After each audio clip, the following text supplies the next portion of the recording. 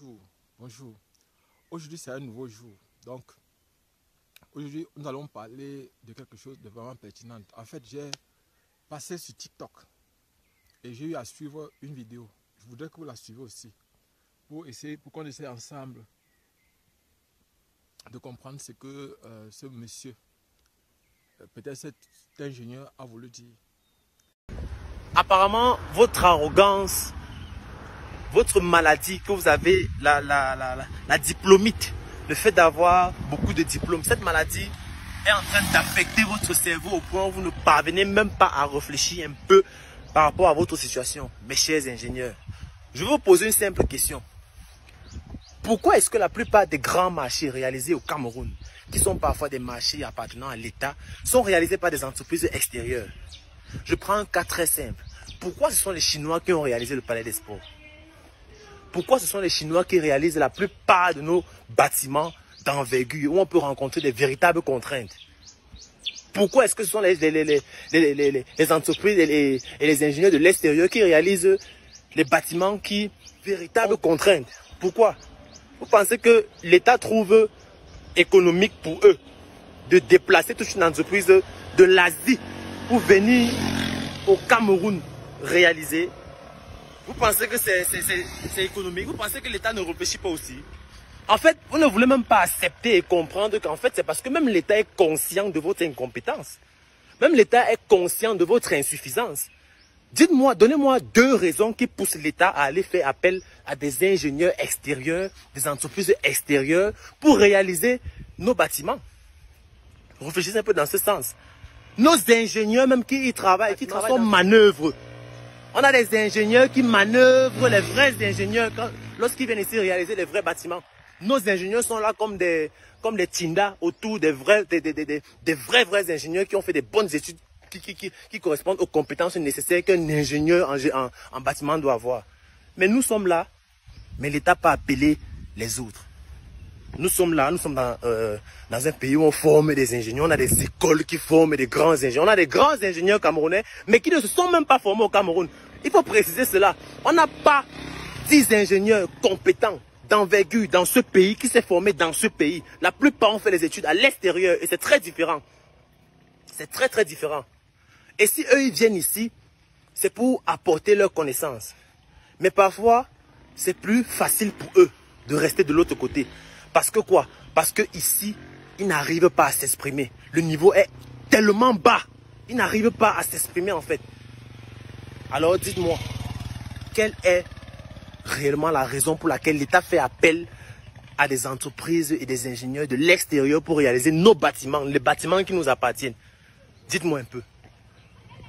Il a demandé de citer deux raisons qui permettent à l'État du Cameroun de laisser les ingénieurs camerounais pour aller chercher les ingénieurs chinois ou des entreprises chinoises pour venir construire les œuvres, les grandes œuvres ici au Cameroun.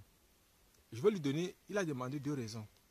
Je vais lui donner au moins ces 5 raisons qui peuvent pousser l'État du Cameroun. Ça n'a rien à voir avec la compétence des ingénieurs locaux. Ça n'a rien à voir. Ça a à voir avec le financement. Ça a à voir avec le business. Vous savez, il y a beaucoup de choses que beaucoup de personnes n'arrivent pas à comprendre.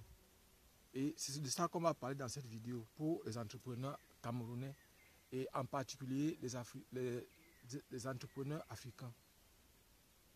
Pour ceux qui sont de passage sur cette chaîne, je suis Job Kamdem du groupe de répétition Nable à Yaoundé au Cameroun. Je suis actuellement dans un projet entrepreneurial. Actuellement, je vais vous montrer notre champ. Voilà notre charbon. Vous voyez là derrière, notre charbon. Bientôt, il sera prêt. Or, on a encore un problème actuellement ici, c'est que le puits n'est pas prêt. Mais le charbon, on a mis la terre là-dessus et je suis actuellement venu pour le contrôle. Nous sommes aujourd'hui dimanche, je crois c'est dimanche 7. Nous sommes aujourd'hui dimanche 7 janvier 2024. Donc actuellement, je suis en campagne. Donc pour ceux, je voudrais répondre à la question de notre frère camerounais qui a posé cette question. Je ne peux pas laisser ça passer. Ce n'est pas mon habitude, vous le savez. Mais il faut que je réponde à sa question. Ce que je voudrais lui dire, c'est qu'au Cameroun, il y a 3 types d'ingénieurs, 3 sortes d'ingénieurs. qui sont formés. Il y a les ingénieurs, et quand on parle des ingénieurs de façon générale, bon, on va regrouper les ingénieurs dans deux grands groupes. Ingénieur de conception et ingénieur de formation ou ingénieur de travaux. Les ingénieurs de conception sont ceux qui conçoivent, les gens qui sont sur le terrain, pour, par exemple, réaliser ce qui a été conçu par l'ingénieur de conception à l'aide des techniciens. Il a fait une vidéo là-dessus pour expliquer le rôle de tout un chacun, ingénieur de conception, ingénieur de travaux, ingénieur de formation et des techniciens et des simples techniciens. Pour ceux qui vont passer sur la chaîne YouTube, vous allez voir les vidéos là-dessus, la différence entre ces personnes-là. Mais aujourd'hui, nous allons répondre à notre frère qui a posé une question très pertinente. Je voudrais lui répondre, je voudrais lui donner une partie de la solution. Il a demandé 2 raisons, mais je vais lui donner 5. La première raison, c'est un problème, peut-être. Je vais d'abord, avant de parler des raisons, je vais d'abord dire comment sont les ingénieurs. J'ai parlé de 3 grands groupes d'ingénieurs camerounais. Il y a ceux qui sont là pour les diplômes, ça c'est 1. Il y a ceux qui sont là, qui ne savent même pas ce qu'ils font dans les écoles de conception, dans les écoles d'ingénieurs, ça c'est de 2. Il y a maintenant ceux qui sont là pour apprendre parce qu'ils ont toujours désiré être des ingénieurs, ça c'est de 3. Voilà les 3 types d'ingénieurs qu'on rencontre au Cameroun. C'est-à-dire, il y a les ingénieurs qui sont là, vous voyez un peu, qui cherchent le diplôme pour chercher le travail après. Il y a les ingénieurs qui ne savaient pas qu'ils devaient être ingénieurs, donc c'est tombé comme ça là, qui font ce qu'on appelle la navigation à vue. C'est-à-dire, vous êtes dans le bateau et chaque fois que vous voyez un obstacle, vous l'esquivez. Chaque fois que vous voyez un obstacle, vous l'esquivez. Vous ne savez même pas là où vous partez. Il y a un 3e groupe qui savent là où ils partent. Je voudrais commencer par le premier groupe. Le premier groupe d'ingénieurs sont des personnes qui, la plupart du temps, se disent que actuellement, il leur faut le diplôme pour avoir une assise et une réputation sociale. C'est-à-dire, par exemple, lorsque ça soit, on dit, ça c'est l'ingénieur. Oh, IG, ingénieur, on l'appelle comme ça, il est content, il fait comme ça là. Il dit ingénieur, même si la fin, il est content. Ça c'est de 1. Ça c'est le premier type, les gens qui aiment les diplômes. Mais ça ne veut pas dire qu'ils ne sont pas parfois compétents. Non, il ne faut pas balayer du revers de la main, vous faites comme ça là, pour dire qu'ils ne sont rien. Non, je ne pense pas. Parmi les ingénieurs qu'on a formés au Cameroun, mes produits sont là, ils sont très nombreux. Je ne peux pas laisser qu'on dise n'importe quoi sur ces ingénieurs, sur eux. Ce sont mes enfants, ce sont mes produits. J'ai travaillé aussi pour qu'ils soient comme ils sont. Et ils le savent. Quelque chose de moi dans eux. Donc je ne peux pas laisser qu'on dise n'importe quoi là sur eux. Je ne peux pas. Donc ça c'est de 1, première vue. J'essaie de vous donner donc. Et vous voyez que par exemple avec ce premier type d'ingénieur, c'est ce genre que par exemple parle notre frère qui dit que c'est la diplômie, on ne peut pas chercher les gens à l'extérieur, tout ça comme ça. Parce que ceux-là cherchent simplement le diplôme. Donc pour eux le diplôme est suffisant. Même si on triche, même si on dit que fait quoi, on va sortir, même par césarienne, on va sortir. C'est ce que certaines personnes disent souvent dans les écoles de formation. Que fait quoi, on va sortir de cette école-là. Voilà ce que beaucoup disent.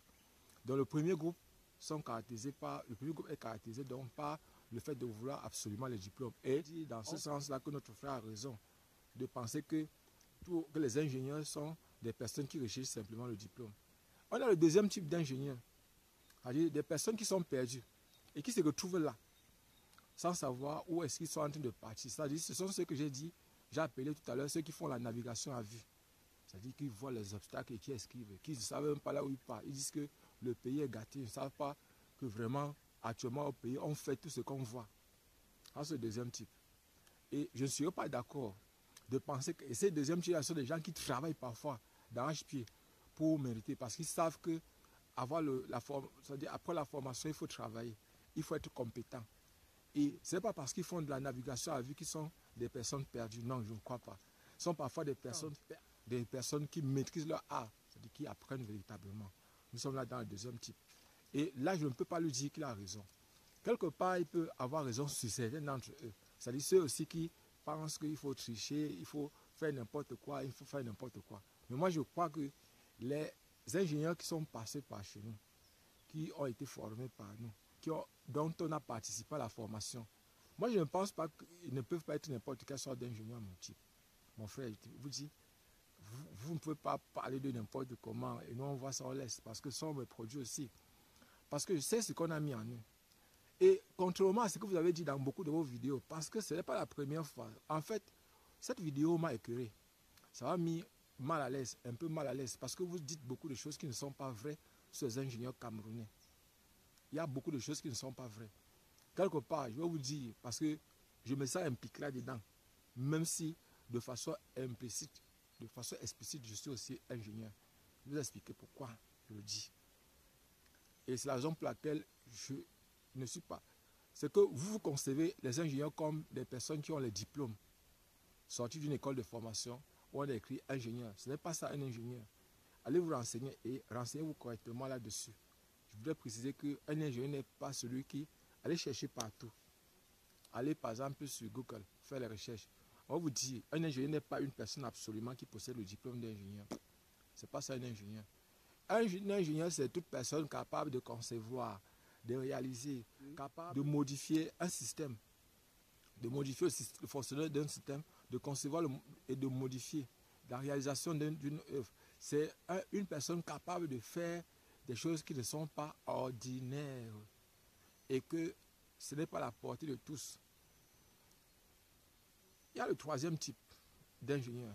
Donc, j'ai dit le deuxième type, certains sont de votre côté et certains de mien. Mais là où vous gâtez donc tout, c'est que vous pensez qu'une personne qui a toujours rêvé d'entrer à l'école nationale supérieure polytechnique de Yaoundé, c'est n'importe qui. Je voudrais vous dire non. Mon frère, je vous dis non. Quelqu'un qui a toujours rêvé d'entrer à l'école nationale supérieure polytechnique de Douala, c'est n'importe qui. Je vous dis non. Quelqu'un qui a toujours rêvé, une personne, un étudiant qui a toujours rêvé d'entrer à l'école nationale supérieure polytechnique de Maroua, vous dites que c'est n'importe qui. Je dis non. Allez voir les qui réalisent les drones. Allez, c'est Maroua. Vous dites ça. Les qui ont réalisé les drones, les qui réalisent les drones au Cameroun. Donc vous êtes en train de parler des choses, j'ai l'impression que vous ne comprenez même rien de ce que vous êtes en train de dire là. Allez vous voir les ingénieurs sortis de l'école polytechnique de Douala, l'école polytechnique de Maroua, l'école polytechnique de l'école nationale supérieure polytechnique de Bamenda. Allez voir. Vous allez voir qu'il y a les meilleurs étudiants qui sortent de ces écoles-là. Et ce que vous êtes en train de dire, moi je ne suis pas d'accord avec vous. Vous savez, sur beaucoup de plans, vous voyez donc que ce que vous n'êtes pas vrai. Vous prenez par exemple, au lieu de parler des ingénieurs de façon générale, au lieu de parler des ingénieurs en génie civil ou des architectes, vous êtes en train de généraliser, de globaliser tous les ingénieurs. Ce que vous êtes en train de dire n'est pas vrai. Parce que regardons simplement ceux qui fabriquent les drones qui sont sortis de l'université de l'école nationale supérieure de Maroua. Ils ont créé des entreprises qui fabriquent des drones. Et actuellement, ils sont en train, ça part vite. Allez voir les gars qui sont des écoles, des ingénieurs qui sont sortis de l'école polytechnique de Douala, ou encore, je parlais dans une vidéo précédente de l'Institut halieutique, Yabassi.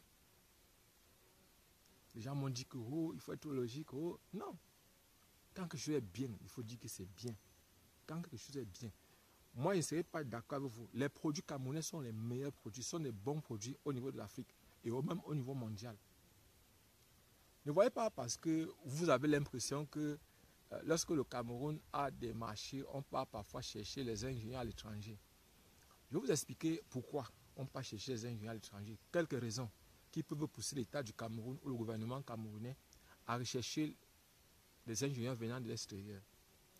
J'avais fait une vidéo où je vous ai parlé par exemple de l'année 2011 avec le projet du pipeline Tchad-Cameroun où on est allé chercher des chaudronniers en Malaisie, au Vietnam, on est allé chercher des ingénieurs venant de l'étranger. Actuellement, nous avons les meilleures écoles en Afrique et même au monde. Dans l'une de mes vidéos, vous avez vu par exemple, pendant que le président Macron, lorsqu'il a allé voir Tshisekedi au Congo démocratique, il a dit à Tshisekedi qu'il est prêt à venir dans son pays proposer la formation des étudiants pour l'art numérique. Or, l'art numérique, nous on fait déjà ça au Cameroun depuis. Les produits, le seul problème maintenant, c'est qu'il y a encore à perfectionner. Il y a encore beaucoup de choses à faire derrière par rapport à nos étudiants qui sortent des écoles, qui attendent le diplôme, qui attendent qu'on leur trouve le travail. Ça, c'est un travail que nous allons faire. Et nous sommes en train de tout faire pour que ces gars-là soient des gars percutants. Qu'au niveau d'Afrique, qu'on voit le dessin animé, qu'on voit par exemple l'impact. Ça se voit déjà un peu. Lorsque vous voyez par exemple, c'est vrai, on va dire la qualité, mais il faut commencer, il y a toujours un début pour une chose. Lorsque vous voyez par exemple déjà dans TikTok, il y a certaines vidéos, bon j'oublie seulement le nom de celui-là, qui a sorti des premières vidéos, par exemple de TikTok, qui font les trucs, qui parlent en patois, qui font les petits trucs. C'est intéressant, mais c'est vrai, il faut perfectionner. Donc, ce que je voulais vous dire surtout, vous avez demandé, je vais donc répondre maintenant et à votre question. Vous avez dit de vous donner 5 raisons qui permettent, qui poussent l'État du Cameroun à aller chercher les ingénieurs à l'étranger. Je réponds à votre question.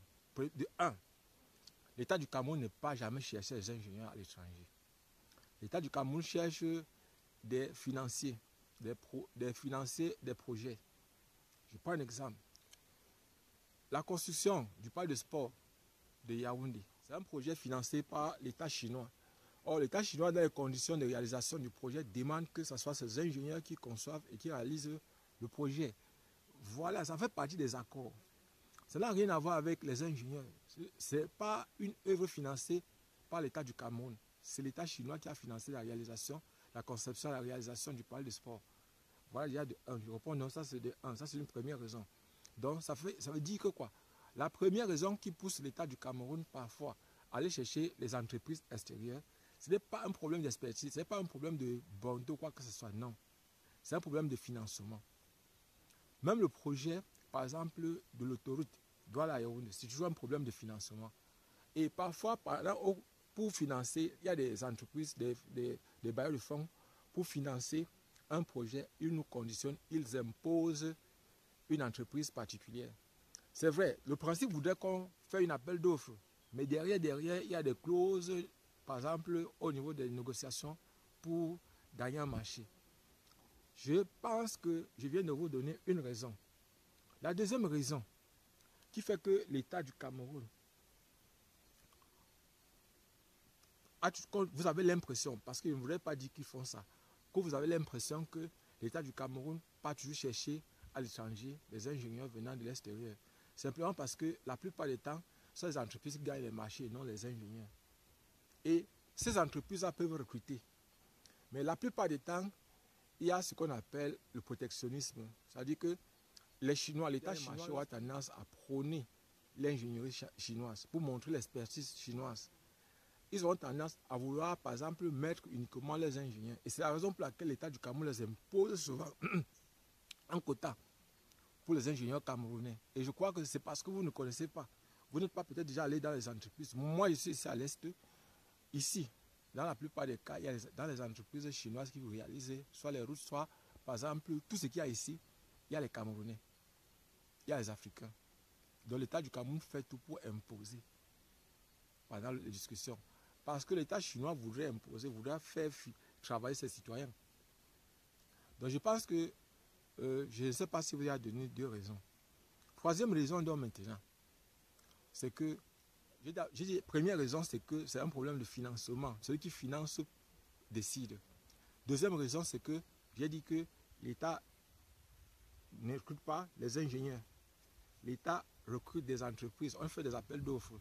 L'État a même lancé, par exemple, pour un projet pour dire que on veut des ingénieurs pour ceci. Il dit toujours, on veut l'entreprise qui va réaliser. Et c'est l'entreprise qui recrute les ingénieurs. Donc ça, c'est les 2.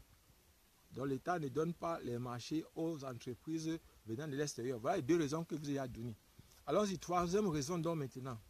Troisième raison, nous allons parler maintenant du fait que chez nous ici au Cameroun, les entreprises sont souvent compliquées. Parfois, pour qu'on vous prenne, c'est-à-dire, vous ne pouvez pas accuser une personne de ne pas être experte si vous ne lui donnez pas la possibilité d'être experte. C'est-à-dire, ça lui donne des marchés. Et vous savez parfois comment, chez nous ici, là, on est. C'est-à-dire, parfois, il y a la corruption, il faut être clair là-dessus, il faut le reconnaître. Que la corruption aussi est un truc qui empêche à certains dirigeants, à certaines autorités au niveau du Cameroun, de donner les marchés aux entreprises camerounaises. Ce n'est pas trop un problème peut-être de, je ne sais pas, c'est beaucoup plus, je me dis, un peu comme ça. Ça n'a rien à voir avec la compétence. Donc absolument rien à voir avec la compétence.